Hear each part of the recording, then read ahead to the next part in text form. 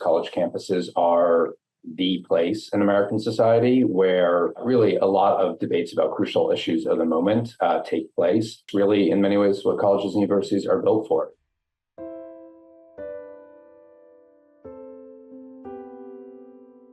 In the mid-20th century, especially associated with first the civil rights movement, and then later and connected to it, Vietnam War protest. We began to see universities as really being central places where people rallied around political issues, engaged in mass public demonstrations around those issues. Law enforcement has sometimes intervened on college campuses in a significant way. We saw a lot of that in the late 1960s and early 1970s. Universities during that time were very volatile, and I think we tend to forget often just how violent universities had become. Certain campuses have a long history of very active, very vigorous, but completely nonviolent protests. We've certainly had examples of incidents where there has been violence on campus, sometimes purely internal, sometimes, I think of the Kent State example, where, outside actors came onto a campus and there was significant violence. In the 1980s, we saw mass protests, for example, around the issue of South Africa and apartheid.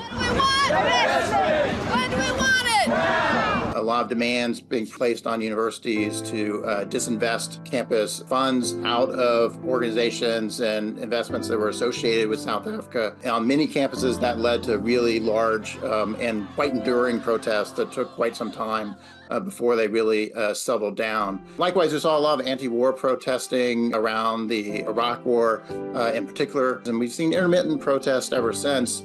Certainly more recently around civil rights and equality and equity in our society, around both the murder of George Floyd and other incidents that arose as a result of that period. And now certainly, of course, the response to the Israel-Hamas war.